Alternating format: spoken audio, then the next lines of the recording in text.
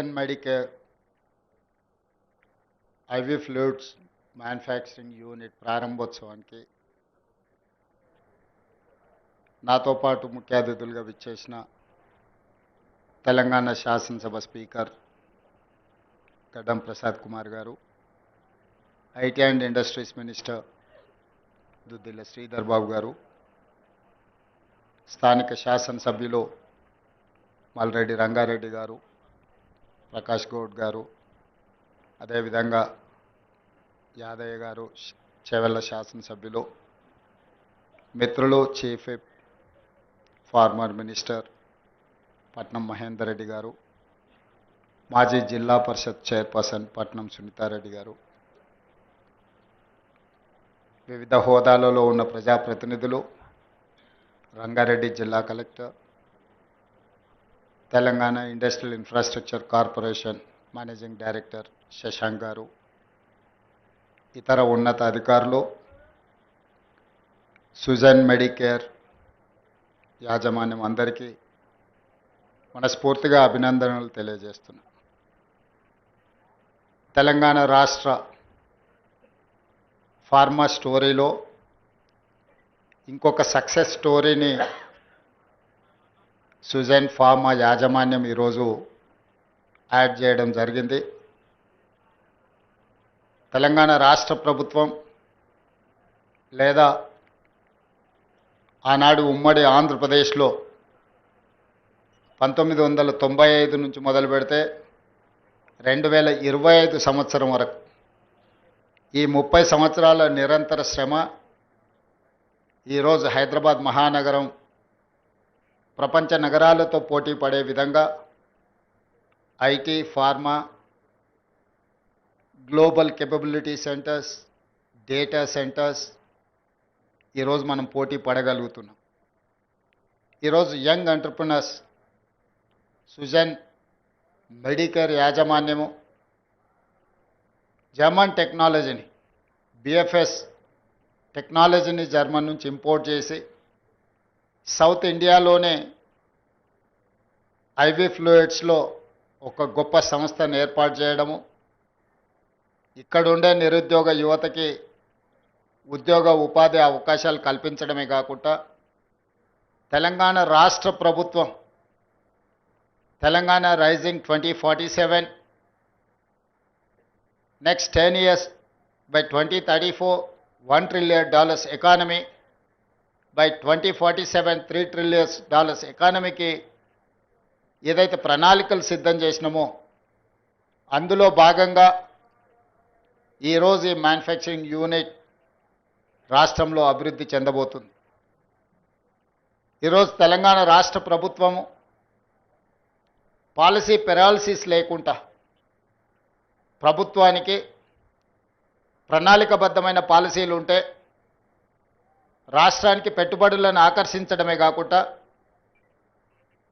పెట్టుబడులు పెడుతున్న యాజమాన్యానికి రక్షణ కల్పించడమే కాకుండా ఆ పెట్టుబడులకు లాభం వచ్చే విధంగా ప్రభుత్వ ప్రణాళికలు, ప్రభుత్వ విధానాలు ఉండాలి అని భావించి ఈరోజు తెలంగాణ రాష్ట్ర ప్రభుత్వం ఒక గ్లోబల్ సమ్మిట్ని ఏర్పాటు చేసి తెలంగాణ స్టేట్కి ఒక కాంప్రహెన్సివ్ పాలసీ డాక్యుమెంట్ను రిలీజ్ చేయడం జరిగింది.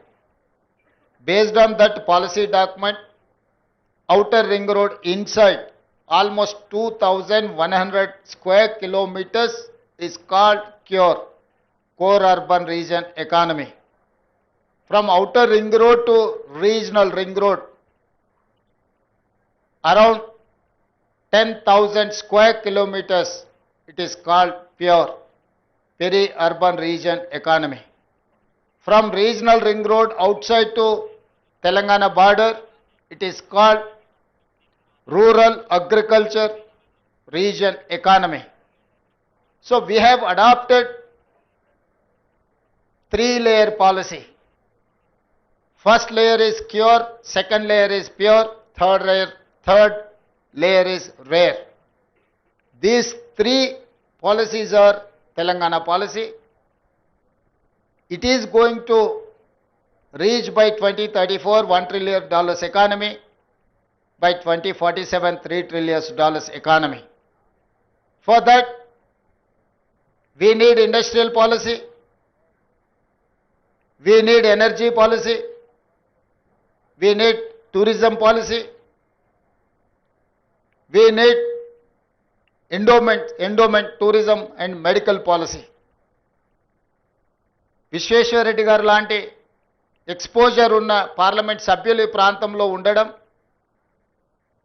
పార్టీలకు అతీతంగా ఇలాంటి పాలసీస్ని ప్రజాప్రతినిధులుగా వాళ్ళందరూ కూడా రాష్ట్ర ప్రభుత్వానికి మద్దతు ఇవ్వడం, ఇవన్నీ కూడా తెలంగాణ గ్రోత్ ఇంజన్కి యాడెడ్ అడ్వాంటేజెస్.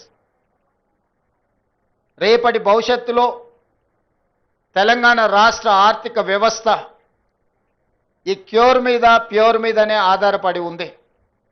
అందుకే cure outer ring road inside service సెక్టర్గా, ప్యూర్ ఏరియాని మ్యానుఫ్యాక్చరింగ్ సెక్టర్గా, రేర్ ఏరియాని అగ్రికల్చర్ ఎకానమీగా ఈరోజు తెలంగాణ రాష్ట్ర ప్రభుత్వం ప్రణాళికలు సిద్ధం చేసి ఈ పారదర్శకమైన ప్రణాళికలని పెట్టుబడులను ఆకర్షించడానికి ఈ దేశంలో ఉండే ఇతర నగరాలతో పోటీ పడడం కాదు, ప్రపంచంలో ఉండే గొప్ప నగరాలు, గొప్ప దేశాలతో ఈరోజు తెలంగాణ పోటీ పడాలనుకుంటుంది. పదే పదే చర్చలలో ఆంధ్రప్రదేశ్తోనో, కర్ణాటకతోనో, మహారాష్ట్రతోనో, తమిళనాడుతోనో, లేకపోతే ఢిల్లీలో ఉండే గుర్గాంతోనో తెలంగాణ పోటీ పడుతుంది అన్న చర్చ జరుగుతుంది. ఆ చర్చకు పులి స్టాప్ పెట్టి ఈరోజు జపాన్, జర్మన్, సౌత్ కొరియా లాంటి దేశాలతో, సింగపూర్, టోక్యో, న్యూయార్క్ లాంటి నగరాలతో పోటీ పడాలని ఈరోజు తెలంగాణ రాష్ట్ర ప్రభుత్వం ఆలోచన చేస్తుంది. ఈరోజు తెలంగాణలో ఐఎస్బి, నల్సార్ యూనివర్సిటీ, IIIT ఇలాంటి మంచి యూనివర్సిటీలు, నాలెడ్జ్ హబ్ ఈరోజు తెలంగాణలో ఉంది. ఈరోజు పరిశ్రమలకు అనుకూలమైన పరిస్థితులు, ప్రభుత్వ విధానాలు అందుబాటులో ఉన్నాయి.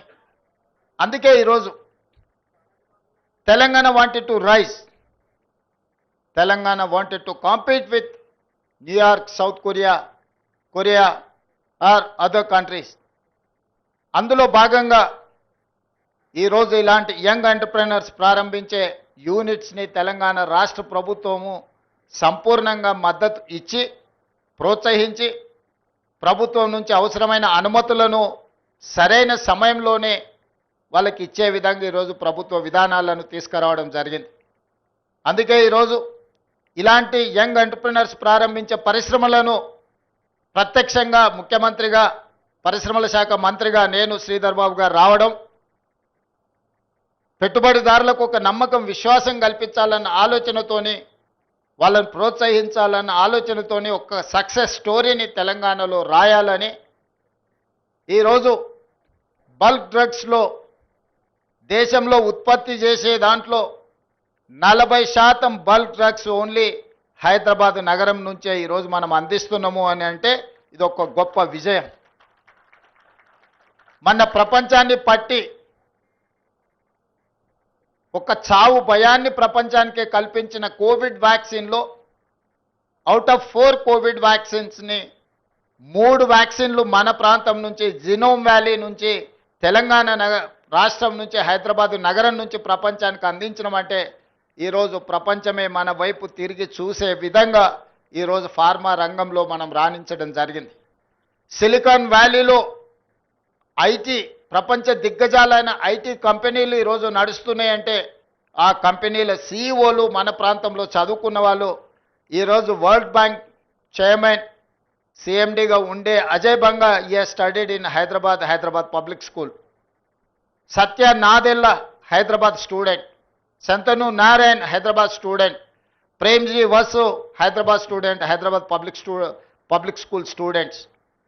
ఈరోజు పెద్ద పెద్ద గ్లోబల్ కంపెనీలకు సీఈఓలుగా మన దగ్గర చదువుకున్న విద్యార్థులు ఈరోజు ప్రపంచంలోనే గొప్ప కంపెనీలకు ఈరోజు సీఈఓలుగా రాణించారు.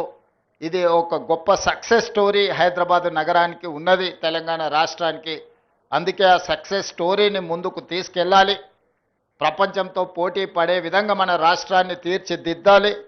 తెలంగాణలో ఉండే నిరుద్యోగ యువకులకు లక్షలాది ఉద్యోగాలను ఈరోజు ప్రైవేట్ పరిశ్రమలలో కల్పించాలి. ప్రభుత్వ ఉద్యోగాలే కాదు, మిత్రులు శ్రీధర్ బాబు గారు చెప్పినట్టు తెలంగాణ రాష్ట్ర ప్రభుత్వము ఇప్పటి వరకు 75,000 ప్రభుత్వ ఉద్యోగాలు ఇచ్చింది. భవిష్యత్తులో ఇంకా వేలాది ఉద్యోగాలు ఇచ్చినా 30 లక్షల నిరుద్యోగ యువకులు తెలంగాణ రాష్ట్రంలో ఉన్నారు. మరి వాళ్ళందరికీ ఉద్యోగ ఉపాధి అవకాశాలు కల్పించాలంటే ప్రైవేట్ రంగంలో పెట్టుబడులను ఆకర్షించాలి. ప్రైవేట్ రంగంలోనే ఇవాళ ఐఏఎస్ ఆఫీసర్కి వచ్చే జీతం 2.5-3 లక్షల రూపాయలు. కానీ అదే ఒక ప్రైవేట్ కార్పొరేట్ కంపెనీలో ఈరోజు మనం పత్రికలలో చూస్తున్నాం, సంవత్సరానికి వాళ్ళ ప్యాకేజీలు 5 కోట్లు 10 కోట్ల రూపాయల ప్యాకేజీలు వస్తున్నాయి. రీసెంట్గా IIT స్టూడెంట్కి 1.5 crore ఆయన ప్యాకేజ్ వచ్చిందంటే నెలకు వాళ్ళ జీతభత్యాలు ఎంత వస్తున్నాయో చూడండి. సో అందుకే తెలంగాణ నిరుద్యోగ యువకులకు ప్రభుత్వ ఉద్యోగాలతో పాటు ప్రైవేటు రంగంలో అంది వచ్చే అవకాశాలను ఈరోజు అందిపుచ్చుకోవాలి. 100 సంవత్సరాల పైగా చరిత్ర కలిగిన ఉస్మానియా యూనివర్సిటీని ఈరోజు పునరుద్ధరించడం ద్వారా పెద్ద యూనివర్సిటీలతో మనం పోటీ పడే విధంగా మన ఎడ్యుకేషన్ ఇన్స్టిట్యూషన్స్ని ఈరోజు అభివృద్ధి చేయాలనుకుంటున్నాం. అందుకే ఈరోజు తెలంగాణ ఎడ్యుకేషన్ పాలసీని అడాప్ట్ చేసుకోవాలని ఈరోజు మనం ఒక కమిటీని అపాయింట్ చేసినాం. తెలంగాణ ఎడ్యుకేషన్ పాలసీని కూడా తొందరలోనే తీసుకురాబోతున్నాం. యంగ్ ఇండియా స్కిల్స్ యూనివర్సిటీతో పాటు young India sports university, young India integrated schools, ఇవన్నీ కూడా తెలంగాణ రాష్ట్రాన్ని అభివృద్ధి చేయడానికి భవిష్యత్ ప్రణాళికల కోసం ఈరోజు తెలంగాణ రాష్ట్ర ప్రభుత్వం ముందుకు వస్తున్నది. అదేవిధంగా నిన్నమన్న సొంత రాష్ట్రంలో కానీ పక్క రాష్ట్రంలో కానీ నీటి వివాదాలకు సంబంధించి పదే చర్చలు జరుగుతున్నాయి. నేను ఈ వేదిక మీద నుంచి ఈ రాష్ట్రంలో ఉండి పక్క రాష్ట్రంలో రాజకీయ పార్టీలలో ఉన్న ప్రజాప్రతినిధులకు ఒక సూచన చేయదలుచుకున్నా, ఒక విజ్ఞప్తి చేయదలుచుకున్నా. మీకు పంచాయతీలు కావాలన్నా నీళ్లు కావాలన్నా అని ఎవరైనా నన్ను అడిగితే తెలంగాణ రాష్ట్రానికి నీళ్లు కావాలని నేను కోరుకుంటా. మీకు వివాదాలు కావాలన్నా, మీకు పరిష్కారం కావాలన్నా అంటే నేను పరిష్కారం కోరుకుంటా. నీళ్ల వివాదం ముసుగులో రాజకీయ ప్రయోజనం పొందాలి అని మా ప్రభుత్వం మా పార్టీ భావించడం లేదు. 2 రాష్ట్రాల మధ్యలో ఉండే సమస్యల్ని శాశ్వతంగా పరిష్కరించాలి అని తెలంగాణ ప్రత్యేక రాష్ట్రాన్ని శ్రీమతి సోనియా గాంధీ గారు కాంగ్రెస్ పార్టీ ఇచ్చింది. కాబట్టి నీళ్ల విషయంలో వివాదాలు, నీళ్ల విషయంలో రాజకీయ లబ్ధి కోసం ఆలోచన చేయొద్దు. రాజకీయాలకు అతీతంగా మనం ఈరోజు ఆలోచన చేసుకొని పరిష్కరించుకోవాలి. ఈ పరిష్కారాలకు చర్చలు ఒక్కటే పరిష్కారము. న్యాయస్థానాల దగ్గరనో ఇతరుల దగ్గర పోయి పంచాయతీ తెంచుకునే కంటే మనమే కూర్చొని మన సమస్యల్ని సామరస్యపూర్వకంగా పరిష్కరించుకోవాలనేదే మా విధానము. పక్క రాష్ట్ర ముఖ్యమంత్రి గారికి నేను విజ్ఞప్తి చేస్తున్నా, కృష్ణా నదిలో ఉన్న మా పాలమూరు రంగారెడ్డి ఎత్తిపోతలు కావచ్చు, మా కల్వకుర్తి లిఫ్ట్ ఇరిగేషన్ కావచ్చు, మా డిండి ప్రాజెక్టు కావచ్చు, మా ఎస్ఎల్బిసి భీమా నెట్టంపాడు ప్రాజెక్టులు కావచ్చు, ఉమ్మడి రాష్ట్రంలోనే మంజూరైన ప్రాజెక్టులు, వీటి అనుమతులకు మీరు అడ్డంకి పెట్టకండి. వీటి అనుమతులకు మాకు సహకరించండి. ఉమ్మడి రాష్ట్రంలో ఉన్నప్పుడే మంజూరైన ఈ ప్రాజెక్టులకు ఆంధ్రప్రదేశ్ రాష్ట్రం నుంచి అభ్యంతరాలు రావడం వల్ల ఎన్విరాన్మెంట్ క్లియరెన్సులు కానీ సిడబ్ల్యూసి క్లియరెన్సులు తెచ్చుకోవడంతో మాకు సమస్యగా మారింది. ఇవి రాకపోవడం వల్ల మాకు రావాల్సిన బ్యాంకుల నుంచి రుణాలు కానీ కేంద్ర ప్రభుత్వం అందించాల్సిన సహాయం కానీ యాక్సిలరేటెడ్ ఇరిగేషన్ బెనిఫిషియరీ ప్రోగ్రాంలో కేంద్ర ప్రభుత్వం 60% నిధులు ఇవ్వడానికి అవకాశం ఉన్న ప్రాజెక్టులు మాకు రావడం లేదు. దాంతో మాకు తీరని ఆర్థిక భారం మా రాష్ట్రం మీద పడుతుంది. ఇవన్నీ కూడా మీరు సహకరించండి. మీకేమైనా సమస్యలు ఉంటే కూడా మేము సానుకూలంగా ఆలోచన చేస్తాం. మేము వివాదం కోరుకోవడం లేదు. నేను మరొక్కసారి ఈ వేదిక మీద నుంచి చెప్పదలుచుకున్నా, నేను శాశ్వత పరిష్కారాన్ని కోరుకుంటున్నా. ఇది రాజకీయ ప్రయోజనం కాదు, ప్రజల ప్రయోజనము, రైతుల ప్రయోజనము, పెట్టుబడిదారుల ప్రయోజనము. ఇంతకుముందే మిత్రులు శ్రీధర్ బాబు గారు వస్తూ చెప్తున్నారు, మనం డేటా సెంటర్స్ని అత్యధికంగా ఈ ప్రాంతంలో అడుగుతా ఉన్నారు. డేటా సెంటర్స్ని ఇక్కడ పెట్టాలి అని అంటే విద్యుత్తుతో పాటు నీరు కూడా అవసరము అని. మరి కృష్ణానది నుంచి నీటిని తరలించాలన్నా యాదాద్రి పవర్ ప్రాజెక్టు నుంచి మనము పవర్ కనెక్షన్స్ తీసుకోవాలన్నా ఈరోజు తెలంగాణ రాష్ట్రానికి పోర్టు లేదు. దేశంలో ఏకైక రాష్ట్రం పోర్టు లేని రాష్ట్రం తెలంగాణ రాష్ట్రం. మరి ఈరోజు పోర్ట్ కనెక్టివిటీ ఉంటేనే మ్యానుఫ్యాక్చరింగ్ యూనిట్ ఇండస్ట్రీస్ వస్తాయి. దానికి అందుకే మచిలీపట్నం పోర్ట్కి డైరెక్ట్గా భారత్ ఫ్యూచర్ సిటీ నుంచి 12 lane express highway with controlled access with railway కనెక్టివిటీతో ఈరోజు కేంద్ర ప్రభుత్వం నుంచి మనం అనుమతులు అడిగినాం. ఇలాంటి అభివృద్ధి జరగాలంటే పక్క రాష్ట్రంతో కూడా మనకు సయోధ్య ఉండాలి, పక్క రాష్ట్ర సహకారం కూడా ఉండాలి. పక్క రాష్ట్ర సహకారం లేకుండా, సయోధ్య లేకుండా మచిలీపట్నం పోర్టు కానీ కృష్ణపట్నం పోర్టు కానీ పోర్ట్ కనెక్టివిటీ తెలంగాణ రాష్ట్రానికి రాదు. తెలంగాణ రాష్ట్రానికి పోర్ట్ కనెక్టివిటీ రావాలంటే పక్క రాష్ట్ర సహకారం ఉండాలి. అదేవిధంగా పక్క రాష్ట్రానికి కూడా అమరావతి అభివృద్ధి చెందాలంటే హైదరాబాద్ సహకారం ఉండాలి. నగరం అభివృద్ధి జరగాలంటే భవనాలు కడితే సరిపోదు. భవనాలలో వచ్చే పరిశ్రమలు, సాంకేతిక నైపుణ్యం ఉన్న సిబ్బంది కూడా అవసరం. వాళ్ళు హైదరాబాద్ నగరంలో ఉన్నారు. అందుకే రెండు రాష్ట్రాలు ఇచ్చిపుచ్చుకునే ధోరణిలో ముందుకు వెళ్ళాలి. పక్క రాష్ట్రంతో తప్పకుండా చర్చలు కొనసాగుతాయి. పక్క రాష్ట్రాలతో వివాదాలు పెట్టుకోవాలన్న ఆలోచన మాకు లేదు. అది కర్ణాటక అయినా, మహారాష్ట్ర అయినా, ఆంధ్రప్రదేశ్ అయినా, తమిళనాడు అయినా పక్కనుండే రాష్ట్రాలతో వివాదాలు మేము కోరుకోవడం లేదు. పక్కనున్న రాష్ట్రాలతో ఉన్న సమస్యల్ని చర్చల ద్వారా శాశ్వతంగా పరిష్కరించాలని కోరుకుంటున్నాము. పక్క రాష్ట్రాలను కూడా ఒక అడుగు ముందుకు వేయండి. మీరు సానుకూలంగా ఒక అడుగు ముందుకు వేస్తే 10 అడుగులు ముందుకు వేసే తత్వం తెలంగాణ ప్రజలలో, తెలంగాణ రక్తంలో ఉన్నది. సంపూర్ణంగా మేము సమస్యల పరిష్కారం కోసం ముందుకు వస్తామని తెలియజేస్తూ మరొక్కసారి పరిశ్రమ స్థాపించిన యంగ్ ఎంటర్‌ప్రెన్యూర్స్ని ఈరోజు నేను మనస్ఫూర్తిగా అభినందిస్తున్నా. ప్రభుత్వం వైపు నుంచి సంపూర్ణమైన సహకారం ఉంటుంది. రేపటి భవిష్యత్ నగరమే భారత్ ఫ్యూచర్ సిటీ. రంగారెడ్డి జిల్లా మహేశ్వరం రాజేంద్రనగర్ ప్రాంతంలో ఒక అద్భుతమైన నగరం రాబోతుంది. రేపటి భవిష్యత్తులో ప్రతిష్టగా, గొప్పగా, ఇప్పుడున్న దాంట్లో మీరు ఎక్కడుంటారంటే జూబ్లీ హిల్స్లో ఉంటున్నామని పెద్ద పెద్ద వాళ్ళు చెప్పుకుంటుంటారు. అదొక స్టేటస్ సింబల్ లాగా రాబోయే 10 ఇయర్స్లో భారత్ ఫ్యూచర్ సిటీలో ఉంటున్నామని చెప్పుకోవడం ఒక స్టేటస్ సింబల్గా మారుతుంది. ఈ ప్రాంతంలో ఉన్న రైతులకు అగ్వకు సగ్వకు భూములు అమ్ముకోకండి.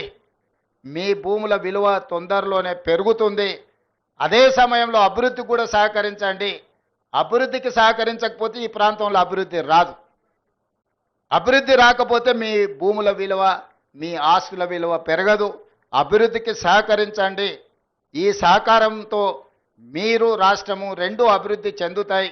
ఆ విధంగా సహకరించే ప్రజాప్రతినిధులకు, ముఖ్యంగా ఈ ప్రాంతంలో ఉండి ఈ అభివృద్ధి కార్యక్రమాలకు ప్రభుత్వానికి సహకరిస్తున్న కేఎల్ఆర్ గారిని, మల్రెడ్డి రంగారెడ్డి గారిని, ఇతర ప్రజాప్రతినిధులందరినీ కూడా వారిని అభినందిస్తూ మీ అందరి దగ్గర సెలవు తీసుకుంటున్న ధన్యవాదాలు మిత్రులారా.